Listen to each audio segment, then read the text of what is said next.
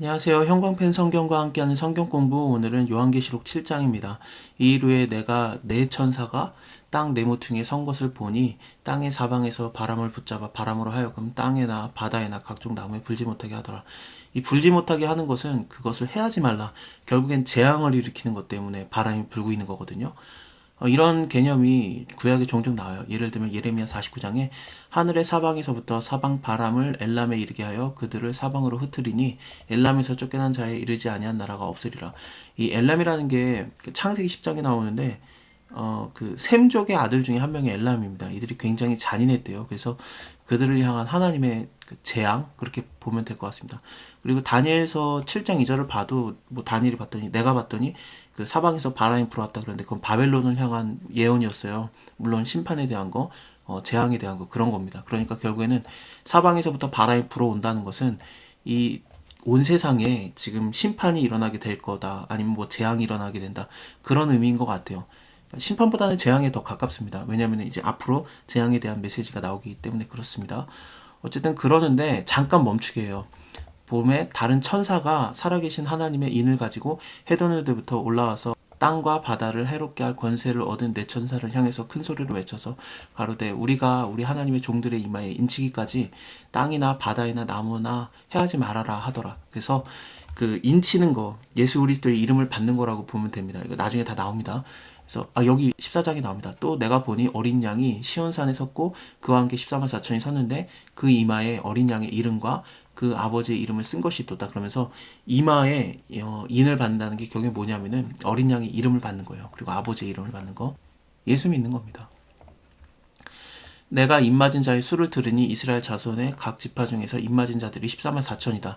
근데 이거는 여기에 나오는 14만 4천 명이 이스라엘의 자손이냐 아니면은 갈라디아서 3장을 보면은 예수 그리스도 믿으면 전부 다 아브라함의 자손이 되거든요. 그러니까 이거는 이방인 전체를 향한 하나님의 말씀이냐? 제가 볼 때는 이방인까지도 다 포함한 온 세상을 향한 하나님의 말씀인 것 같아요. 그리고 이 14만 4천 명이라는 것도 정확하게 14만 4천 명이 아니라 많은 숫자를 의미합니다. 자, 지금부터 하나씩 보겠습니다. 일단 만약에 이스라엘 자손이라고 하면은 문제가 되는 게 있어요. 뭐냐면은 여기에 단지파가 없습니다. 유다 지파 중에 입맞은 자가 1만 2천이고 루벤 지파 중에 1만 2천이고 갓 지파 중에 1만 2천, 아셀 지파 중에 1만 2천, 납달리 중에 1만 2천. 므낫세가 들어가 버려요. 므낫세 에브라임은 요셉의 아들들이잖아요. 그래서 므낫세 에브라임 지파가 들어가고 레위 지파가 빠져야 되는데 근데 레위 지파가 여기 들어가 버리거든요. 그리고 또 여기에 그 므낫세는 있고 에브라임이 나와야 되는데 에브라임 대신에 요셉이라는 이름을 갖습니다. 요셉의 아들이 에브라임이었죠. 그리고 므낫세도 있는데 이거를 나눠버려요. 그렇게 되면 어떻게 되냐면은 그 한 지파가 빠져야 돼요. 그 빠진 지파가 뭐냐? 단지파입니다. 단지파가 안 보여요. 이렇게 볼 때 이거는 분명히 이스라엘 혈통적인 이스라엘의 구원을 말하는 게 아닙니다. 모든 민족을 향한 하나님께서 인친 자들을 말하는 거예요.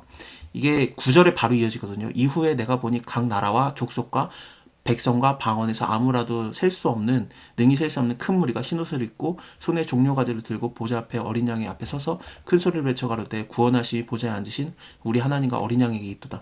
그러니까 하나님과 예수 그리스도로 말미암아 어린 양이신 예수 그리스도로 말미암아 구원함을 받은 자들이 지금 나온 건데 또 흰옷을 입었다라는 건 뭐겠습니까? 밑에 나와요. 그 흰옷이 도대체 뭐냐, 누구냐, 이들이 어디서 왔느냐. 내가 가로되 내 주여 당신이 알리다 했더니 그가 나더러 이르되 이는 클 환난에서 나오는 자들인데 어린 양의 피에 그곳을 씻어서 희게 하였느니라. 결국에는 이스라엘 자손들 뿐만 아니라 온 세상 사람들이 예수 믿어서 예수의 피 믿어서 그 옷을 깨끗게 희게 씻은 자들이 되는 거죠. 그렇기 때문에 이거는 여기 흰옷을 입은 자부들이 분명히 14만 4천 명에 포함이 되고 어떤 사람들은 이 14만 4천 명과 이거는 이스라엘 사람들의 족속들이고 아니면 이 구절에 나오는 것을 각 나라 각 방언과 족속이니까 그러니까 이거는 이방인이고 이 둘을 나눠야 된다라고 보는데 그렇지 않습니다. 이거는 같이 봐야 돼요. 좀 몇 장 지나가면은 또 이런 얘기들이 나오는데 그때는 14만 4천 명만 나오고 허다물이라는 게 뒤에 나오지는 않아요. 왜냐하면 이게 둘을 지금 같이 봐야 되는 거기 때문에 그때 합쳐서 단어를 사용한 것 같습니다. 어쨌든 단지파가 없다라는 게 가장 큰 힌트예요. 이거는 절대로 이스라엘 혈통을 얘기하는 게 아닙니다. 큰 무리가 흰옷을 입고 종려가지를 들고서 보좌 앞에 어린 양 앞에 서서 큰 소리로 외쳐가로되 구원하신 보좌에 앉으신 우리 하나님과 어린 양에게 있도다. 이것은 마치 그 요한복음 12장을 보면 예수님이 예루살렘 입성하실 때 낙이 타고 올라가실 때 사람들이 종려나무 가지를 가지고 맞으러 나가서 외쳐 호산나 찬송하리로다 하면서 예수님을 영접하지 않습니까? 그것이 굉장히 연상이 됩니다. 그리고 또 레위기에도 23장이 나오거든요. 첫날에는 너희가 아름다운 나무 실과와 종려 가지와 무성한 가지와 신의 버들을 취해서 너희 하나님 여호와 앞에서 7일 동안 즐거워할 것이다.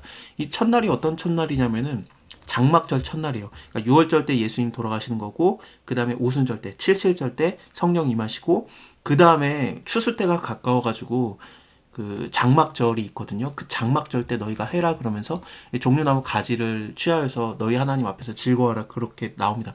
결국에 뭐냐면 예수 그리스도의 죽으심과 6월절 그리고 7.7절 오순절 그 다음에 추수 때 그러니까 결국에는 예수 그리스도 오시기 전에 보라 추수할 것이 많은데 일꾼이 적도다 예수님께서 말씀하셨잖아요. 그래서 이것은 마지막 때라고 보는 게 더 맞을 것 같아요. 그러니까 많은 이방 민족을 향한 하나님의 메시지입니다.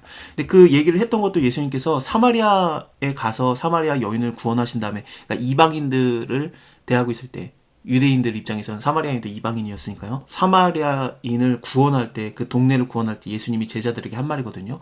요한복음 4장에 나옵니다. 어쨌든 그렇기 때문에 이거는 그 이스라엘 민족만을 위한 말이 절대로 아니고 모든 민족을 향한 우리 한국도 포함된 그러니까 예수 믿으면 다 괜찮아지는 그런 말씀드립니다. 또 놀라운 건 흰옷을 입을 수 있다. 흰옷은 24장로급이나 입었었잖아요. 그리고 사대교회에게 말씀하실 때도 너희 중에 흰옷을 입게 합당한 자들이 몇 명 있다. 그렇게도 말씀하셨고 라우디아 교회에게도 흰옷을 사서라도 입어라라고 말씀하셨는데 흰옷을 입은 자들이 굉장히 많아지는 거죠. 물론 천국은 계급이 분명히 있을 겁니다. 왜냐하면 예수님께서도 말씀하시기를 세례 요한을 보면서 저자가 여인이 낳은 자 중에 저보다 큰 자가 없으나 천국에서는 지극히 작은 자도 저자보다 크다라고 말씀하셨기 때문에 천국에 작은 자가 있어요. 그러면은 큰 자도 있는 거고 계급적인 게 있을 거예요. 그리고 상급도 달라요. 그러니까 너희가 이 땅에서 물 한 모금이라도 준 것은 결단코 그 상을 잃지 아니하리라. 상급도 다 따로 있는데 근데 어차피 뭐 천국 가면은 진짜 그 문지기로 있을지라도 주의 장막에서 하루 문지기로 있는 것이 궁궐에서 첫날 있는 것보다 좋사오니라는 시편 말씀처럼 정말 정말 좋은 곳일 겁니다. 왜냐하면 밑에 보면은 그게 나오는데 하나님께서 저희들의 눈에서 모든 눈물을 씻어주는 그리고 목자가 되셔서 우리를 생명샘으로 인도하시고 저희가 다시 줄이지도 아니하며 목마르지도 아니하며 또 해가 아무리 뜨거울 기운이 있을지라도 상하지 못하는 마치 그 시편 23편이 연상이 되죠. 그 장막을 치리라. 내가 여호와의 집에 영원히 거하리로다. 여호와는 나의 목자시니 내가 부족함이 없으리로다. 그가 나를 푸른 초장에 누이시며 실만한 물가로 인도하시는도다. 목마르지 아니함과 그리고 해가 아무리 뜨거워도 상치 아니하고 낮의 해와 밤의 달도 우리를 상치 못하게 하는 그런 것들이 있는 겁니다. 모든 천사가 보좌와 장로들과 내 생물 주위에 섰다가 보좌 앞에 엎드려서 얼굴을 대고 하나님께 경배하여 가로되 아멘 찬송과 영광과 지혜와 감사와 존귀와 능력과 힘이 우리 하나님께 세세토록 있을지어다 아멘 하더라. 장로 중 하나가 응답하여 내게 이르되 흰옷을 입은 자가 누구냐 어디서 왔느냐 내가 모릅니다. 당신이 압니다. 이들은 누구냐 큰 환란에서 나오는 자들인데 어린 양의 피에 그 옷을 씻어서 희게 하였느니라. 나중에 22장 보면은 이거 비슷한 얘기가 또 납니다. 그 두루마리를 빠는 자들은 복이 있으나니 이는 저희가 생명나무에 나아가며 문들을 통하여 성에 들어갈 권세를 얻으려 함이로다 라고 나오는데 예수 그리스도 믿으면은 그 성에 들어갈 권세를 얻는 겁니다. 믿음으로써 어린 양의 피로써 우리가 구원함을 받는 겁니다. 오직 이거밖에 없어요.